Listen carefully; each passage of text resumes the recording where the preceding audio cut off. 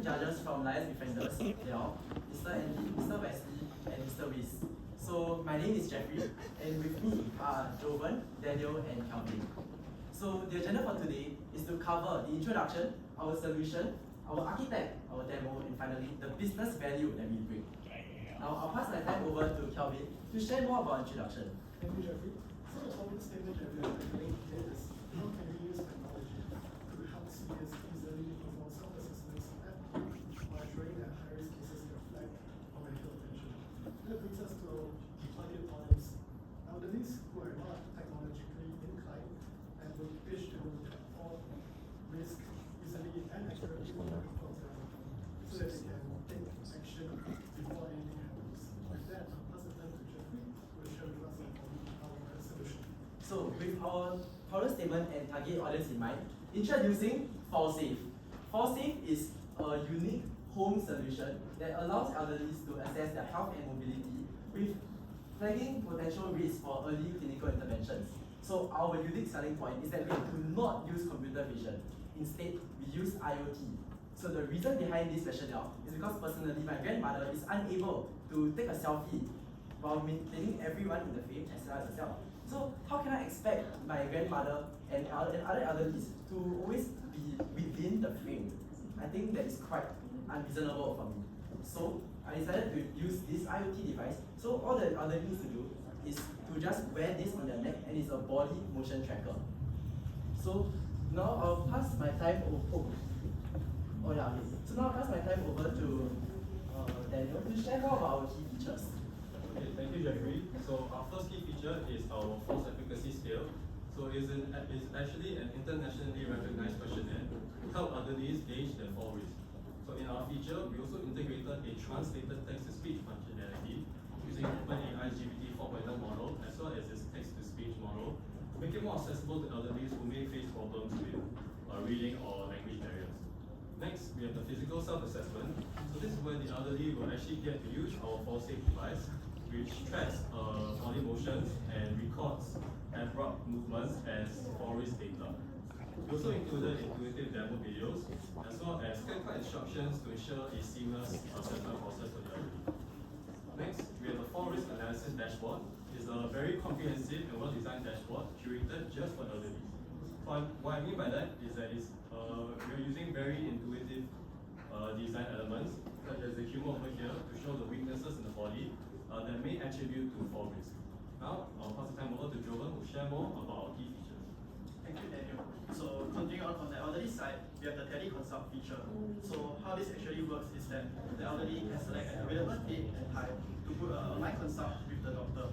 So this is done using Calendly, a third-party scheduling tool which is integrated with Google Calendar and Google Meet. So after the elderly has successfully booked, a Google Meet link will be generated and then sent to the elderly. And then you will be also added to the doctor's calendar on the Google Calendar. So if the schedule is unavailable, it will be affected. Next.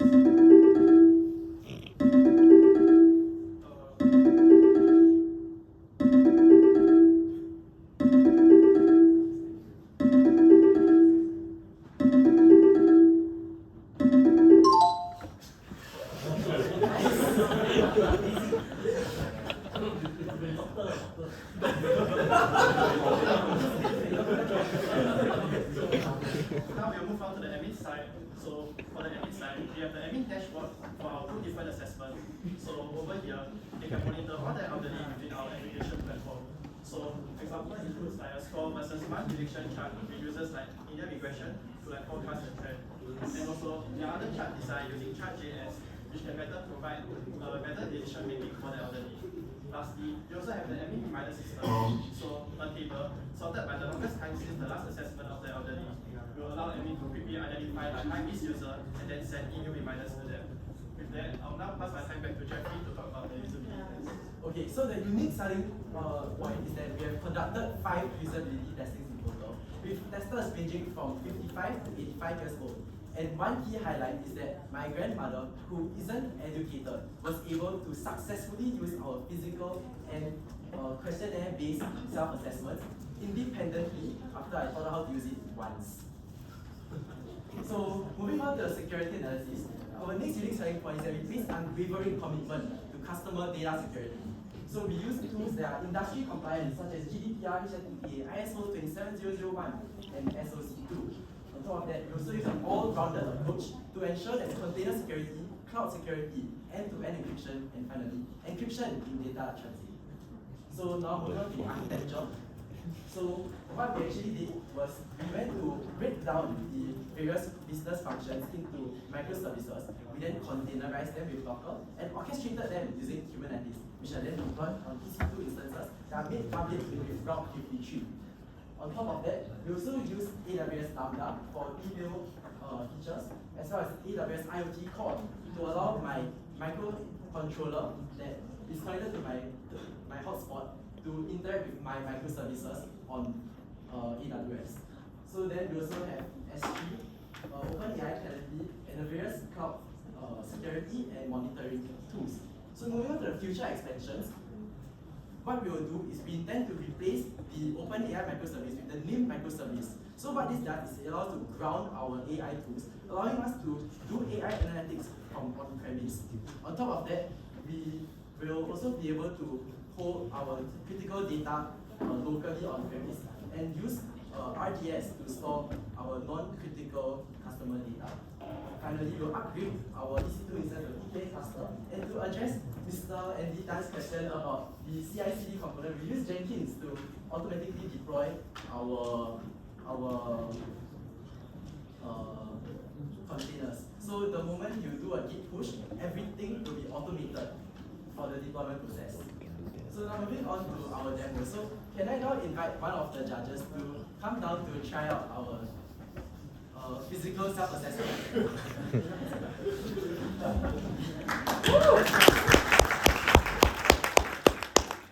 Okay, so as I mentioned previously, this is a body motion tracker. So all you need to do is just you can here. Oh, okay. Hi, let me. So close to the mic.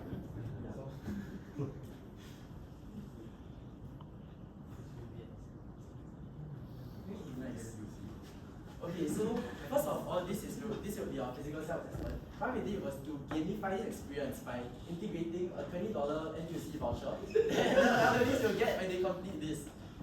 So now when you start the test, what I'm doing is I'm establishing a connection between my microservices and the device is wearing. So when I start test, now this will show me a video about the first test. So now we will have Kelvin to share more about the first test. Okay, so the first test is time up and go, aka time. So basically what you have to do is you have to sit down on your chair. Yeah.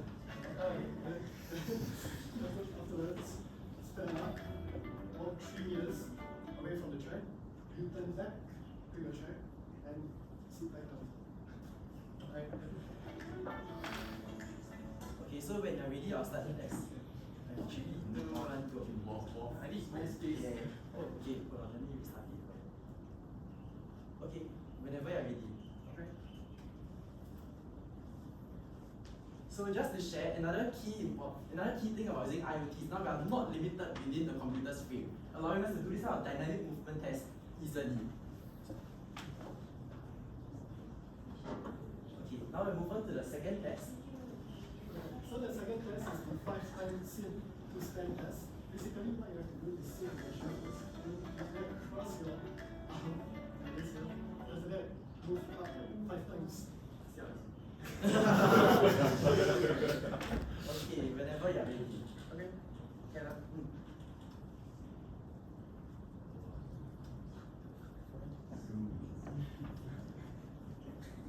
So as you can see, the elderly will definitely be able to use this independently because they don't need to upload anything or set up the camera or anything. They just need to put it on and they can start doing their test. Okay, now moving on to the third So test. for our third test, we'll be doing the dynamic gate index. So for this, I think I need a bit more space. So I'll demo for you.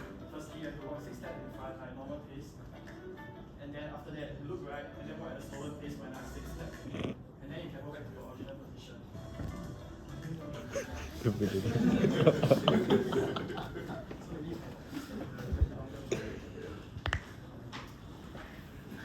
so I guess you'll be walking 6 steps forward and then slowly 6 steps while looking right, then make a U-turn and quickly back to your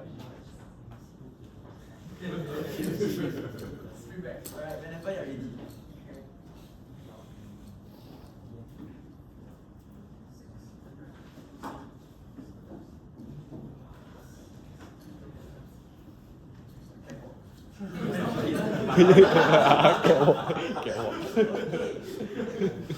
Right, moving on to your final test. So for the final test, it sounds simple, but it really isn't. So you stand up first, you need stand up, and then put your feet together, then hold for 10 seconds, then now step in front, 10 seconds again, and then put your right foot over your left foot, then hold for another 10 seconds, and the last one, you just have to raise your foot, and hold for 10 seconds. Yeah, sounds simple. Okay, ready. 3, 2, 1, go. So you can see the timer at the bottom. Okay.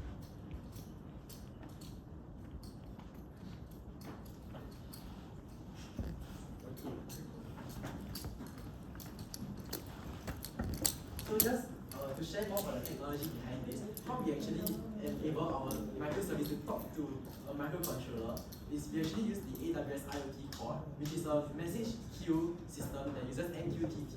So the body tracker will send the raw data to AWS, and then AWS will then feed the raw data to my microservice, and then I'm using WebSockets to allow my front end to talk to my backend with real-time connection. Okay, and with that, we have came to the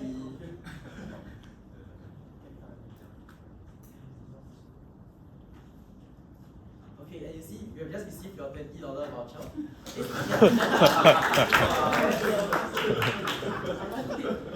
You want it? I also want it. You can claim from Alliance Defenders. Okay, so after you have finished your test, there will be a summary over here that use OpenAI to generate the actionable insights. On top of that, we also have various charts over here. So we have your latest score and your previous 4 assessments for side-by-side comparison. And at the bottom is just a very simple UI to show how you fared for each one of that tests. Then at the bottom, if you want further analysis, you can then schedule a meeting with a doctor via Calendly based off his availabilities. So now I'll move on to the next part, which is the false efficacy scale. Okay, so for the false efficacy scale, we'll first demo the translated text-to-speech functionality.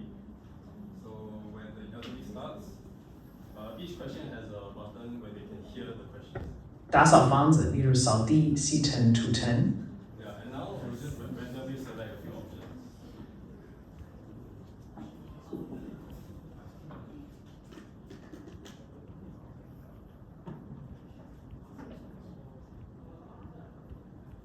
Okay, so after the elderly has submitted the assessment, we'll bring them to the all risk analysis page. So each time the elderly completes an assessment, we'll bring them to a summarized version of the assessment results. So you can see here from the body diagram will show which areas of the body is weak and will most likely attribute to fall risk. And as I mentioned earlier, there's also very intuitive design, so it's very easy for the elderly to understand the graphs while also keeping it as comprehensive as possible. So just to mention, our users actually shared with us that visual elements like these humans really help them a lot because at one glance they know which part needs to be improved. So now moving on to the final part, we shared by Colin. So if you go to the results page, you can see your overview of your score and the AI recommendations. You can see your latest and past score, which you can see here. And you can filter by the latest or the past test. And here is the score as well. And as you can see, the chart is all very intuitive as feedback given by our usability testing. And moving on, I will be handing the time over to Joker, who will be sharing with us the admin dashboard. So now the unique selling points that we have the admin page, so like to monitor them. So let's move on to the FBS dashboard first. Over here, you can monitor like all the elderly within our ForSafe application. And you can also like filter through the age group or even like a specific elderly. So you can search the name and also then it will give you like a result for one elderly. So over here, you can see there's a chart that shows you the score against time. So this allows you to like monitor the past scores of like the elderly, and also the red line represents like the prediction chart, which I did using linear regression. It shows how likely the elderly will perform in the future. Over here, there's also like a high-level overview of like their risk status, so you can easily like know like what risk are they at. So similarly, if you go to the fall assessment, you also have about the same thing. You have the age filter and the name search, also like the score against time, and also other useful like matrices to like provide insights for the admins. Now moving to the final feature, we have the set reminders. So over here you see it's sorted by the longest time since they did the last assessment. So like admin can easily like pinpoint which elderly has not been doing and then send the email reminders over here. So we'll be sending to the actual email here instead. That's why we choose this.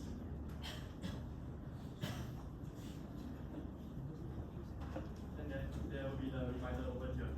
So with that, we will conclude our demo, and now we will move on to our business value, shared by Jeffrey. So now for the business value, why are we even doing FallSafe?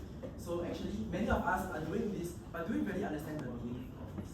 So a study has shown by the National Registry Disease Office in Singapore that in every year, 8,331 elderly have unintentional falls. So these elderly could be loved ones, could be our grandparents, could be our parents. And I feel that personally, it's really something very impactful. So while many of us here are just here to do InnoDash, we're really here to solve a problem that exists within our community. So we would like to propose to Lions Defenders about this new program that we have called I'm Steady. So I'm Steady will be a 3 different collaboration between Smart Nation, Lions Defenders, Our Kampong app, and FallSafe. Basically, Lions Defenders has this app called Our Kampong that is an all-in-one collective app currently on the App Store. So the Smart Nation has a scheme that allows elderly to have access to a mobile phone at just $20. So how does that tie into FallSafe? FallSafe is actually just a gyroscope and an accelerometer, and these are components already found in mobile phones. So if we then utilize the mobile phones that others already have, as well as the Our Kampong app that Lions Defender currently have, we can integrate it into a new service called I'm Steady. So this is how it looks like. This is currently the IOK ecosystem by Lions Defenders. So we nicely parked under the detection and early intervention section. So this is now the UI, and Charlie will share more about it. Right, so basically this is how I'm Steady will look like in our Kampong app. It is basically a mobile version of whatever we have demoed earlier. So as you can see, the home page there will be a quick link to I'm Steady, and you can do the fall assessment like the fall accuracy scale, Q&A, the self-assessment in the app itself, and you can view the results just like our web application. Now I'll be passing over the time to Jeffrey who will be sharing more about I'm Steady. So this is how we will visualize our web to be like. Estimated that it will take maybe about 9 months for like the integration from the web application to like the mobile device with our Kampong app. So maybe I think it will take about 2 months for research, like how to use like moving from the external device to like using the sensors in the phone, and then maybe another 3 months for the development, 2 months for testing, and then finally another 2 months for the deployment. Now I'll pass my time to Daniel to talk about the steady value. Okay, so everybody, I'd like to get your attention to the screen above. So as you can see the above Venn diagram, there's a clear intersection between individuals and the environment, and that the overlapping area is falls. So what this means is that falls don't happen in isolation, but rather they are a result of an individual's condition and how it interacts with the environment. So with I'm Steady, it will actually help elderly identify and understand the personal risk factors, which enable them to take preemptive measures at home. For example, they can install rails in the bathrooms if it means that they'll gain more stability. Yeah. And now I'll pass the time over to Jeffrey, who will conclude our session. So now I'd like to wrap up everything. So now you have seen the potential of what FallSafe has done. So FallSafe is actually a proof of concept, and we'd like to see it from a larger scale when we actually collaborate with and integrate together with Lions Defenders' existing tech. So hence we are proposing I'm Steady, which will allow elderly to be able to perform convenient preliminary self-assessment from the comfort of their home, with the critical cases highlighted to doctors. On top of that, it's also financially viable because Lions Defenders do not need to fork out additional money to make a device for every elderly. Lastly, it's operationally scalable. because every elderly would now be able to have a mobile phone with the assumption that they go for the Smart Nation scheme. So with that, we have came to the end of the presentation, and we would like to open questions to everyone. Thank you for listening.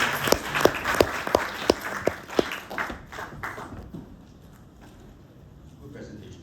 So the first question is, how do you choose the test to ask the elderly to? Okay, so we actually did research. It was not shown in our slides, but so basically there's a website called Physiopedia that does all these type of different falls tests, and they show you what metrics to look out for while conducting this test. We will then integrate. So what we did was we studied how each test was done, then we went to translate it into code so that we can now look out for these key metrics through our body motion tracker. Then the test results will be translated and displayed in the results. And these are internationally recognized tests like the TUG test, the chest stand test, dynamic gait test. Okay, so first thing, steady lah. Thank you. Okay, yeah, I just have a few questions. Well, one is your body motion tracker, right? So they just have to wear that during the assessment, right? Correct to say that? Okay, so that brings me to the assessment. Okay, so yes, the assessment is internationally recognized, but for this assessment to be done at home, it requires one, a lot of space, and then number two, it seems to be quite difficult for the seniors to do it on their own, especially the last one, because even I was struggling. Okay, so most of the seniors actually live in a rental flat, so it's just a small square. Yeah, so as much as the assessment is good, it might not be useful for them because they don't even have the space to do it at home. Yeah, okay. That is my comment for the assessment portion. Other than that, I think everything else is quite well done because you have considered a lot of things, especially those seniors who are illiterate. You have considered text to speech, the images to represent the rating. All this is very well done. Even the consideration of the human body after the results is out is also very well done also. And one thing is the reminder feature is also quite good because it kind of assists the seniors to do this assessment in time. Okay. Thanks for doing research on our kampong. It's recently released only, it's 12 December. I don't know how they find out, but thanks for finding out. Yeah, and last thing that you guys did, which is good, is considering that the environment is also part of the risk factors. So risk, for risk in itself, right, is not just the human itself. It could also be the place. Seniors who are hoarders are more known to fall because they will trip over things. This is just fun fact for everybody. Yeah, yeah. So other than the assessment, maybe you all need to relook on into the assessment. But other than that, everything else is good job. Okay, thank you.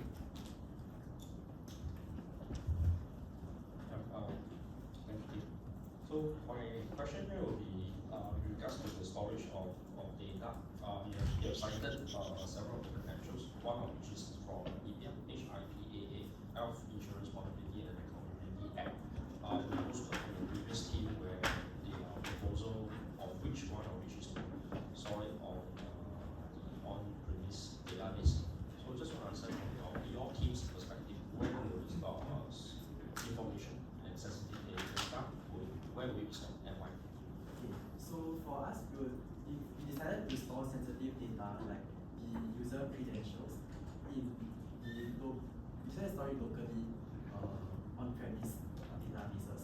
So the reason why we like to do that is because we do not want to put the user's data on third-party hands, so that we can then put non-critical data on the public cloud, such as things like the text of tests in the false efficacy scale, as well as our self-assessment. These are just like the test like questions, so these can be based online. So why we like to do that is because by using a cloud, you can then put your databases like scattered across Singapore, So now this will be of a low, it will be like physically nearer to the user. So this will result in a lower latency, allowing the user to have a more pleasant experience using the application. Thank you.